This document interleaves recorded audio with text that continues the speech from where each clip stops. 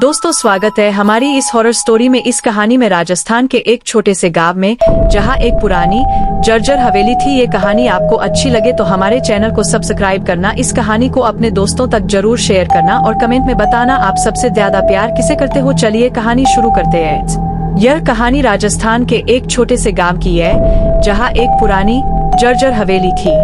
लोग उसे भूतों की हवेली कहते थे। इस हवेली का नाम आते ही गांव के लोग खामोश हो जाते थे और कोई भी उस हवेली के आसपास जाने की हिम्मत नहीं करता था। यह हवेली गांव के बाहर एक पहाड़ी पर स्थित थी जहां अब केवल पक्षियों के चीखने की आवाजें ही सुनाई देती थी। कहा जाता है कि यह हवेली एक अमीर जमींदार की थी जिसका नाम ठाकुर साहब था। ठाकुर साहब बेहद कठोर और निर्दयी व्यक्ति थे। उन्होंने गाँव वालों पर खूब अत्याचार किया। गाँव वालों की जमीनें छीन ली और जो विरोध करता उसे कठोर सजा दी जाती। हवेली में ठाकुर साहब के अलावा उनकी पत्नी और बेटी भी रहती थी। ठाकुर साहब की बेटी राधिका बेहद सुंदर और मासूम थी। उसकी शादी की उम्र हो गई थी, लेकिन ठाकुर साहब ने उसे हवेली से बाहर जाने की इजाजत नहीं दी थी। एक दिन राधिका ने हवेली के नौकर अर्जुन से प्रेम कर लिया। जब ठाकुर साहब को इस बात का पता चला तो उन्होंने अर्जुन को बेरहमी से मार डाला और राधिका को हवेली के एक कमरे में बंद कर दिया। कहा जाता है कि राधिका ने उस कमरे में भूख और प्यास से तड़प कर अपनी जान दे दी। उसके बाद से ही हवेली में अजीब घटनाएं होने लगी। रात के समय लोगों को हवेली से चीख पुकार की आवाजें आने लगीं और कई लोगों ने राधिका का भूत हवेली की खिड़कियों में घूमते हुए देखा। जो भी हवेली के पास गया वह लौटकर कभी नहीं आया। कई सालों बाद गाँव में एक नई पीआई आई। उन्होंने हवेली की कहानियों को सुना, लेकिन उन्हें अंधविश्वास मानते हुए नजरअंदाज कर दिया। 3 दोस्तों विजय, रोहित और सुमित ने ठान लिया कि वे हवेली में जाकर सच्चाई का पता लगाएंगे। एक रात तीनों दोस्त अपने हाथों में टॉर्च और कुछ खाने पीने का सामान लेकर हवेली की तरफ चल पड़े। जैसे ही वे हवेली के दरवाजे के पास पहुँचे, उन्हें महसूस हुआ कि चारों ओर एक अजीब सी खंडक है। हवेली का दरवाजा खुद ही चरमराते हुए खुल गया। तीनों ने एक दूसरे को देखा और अंदर कदम रखा। हवेली के अंदर घना अंधेरा था। दीवारों पर जाले और धूल की मोटी परतें जमी हुई थीं।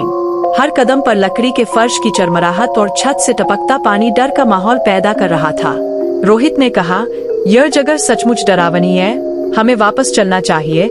लेकिन विजय ने उसे शांत किया और कहा, हम सच का पता लगाने आए हैं, डरो मत। तीनों ने एक एक करके हवेली के कमरे खंगालने शुरू किए। एक कमरे में पुराने जमाने के बर्तन और फर्नीचर पड़े थे। अचानक सुमित की टॉर्च बंद हो गई और वह घबराकर बोला, ये क्या हो रहा है?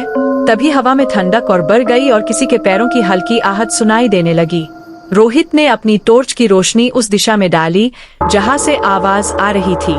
टॉर्च की रोशनी में उन्हें एक सफेद साड़ी पहने और बिखरे बालों वाली एक महिला दिखाई दी जो धीरे धीरे उनकी ओर बढ़ रही थी। उसकी आंखें लाल और चेहरा पीला पड़ चुका था। तीनों डर से कांपने लगे।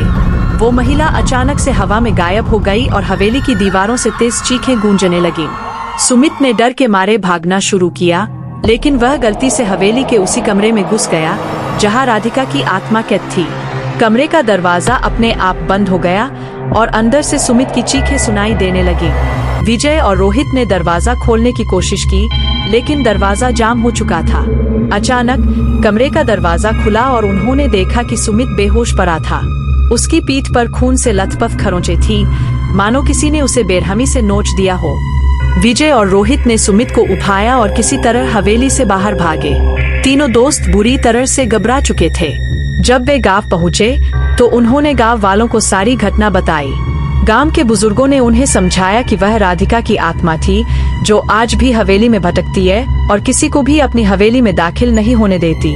उस घटना के बाद तीनों दोस्तों ने कसम खाई कि वे फिर कभी उस हवेली के पास नहीं जाएंगे। सुमित की हालत धीरे धीरे ठीक हुई, लेकिन वह मानसिक रूप से कभी सामान्य नहीं हो पाया। हवेली की कहानियां फिर से गांव में फैल गईं और लोगों ने हमेशा के लिए उस हवेली से दूरी बना ली। कहा जाता है कि आज भी जो कोई उस हवेली के पास जाता है उसे राधिका की चीखें और उसकी आत्मा की छाया दिखाई देती है। हवेली अब भी वीरान खड़ी है और उसका रहस्य अब तक अनसुलझा है। आशा करती हूँ आपको ये कहानी पसंद आई होगी। ये कहानी अपने दोस्तों तक जरूर शेयर करना और डरावनी कहानी से रिलेटेड वीडियो देखने के लिए हमारे चैनल को सब्सक्राइब करना ना भूलें।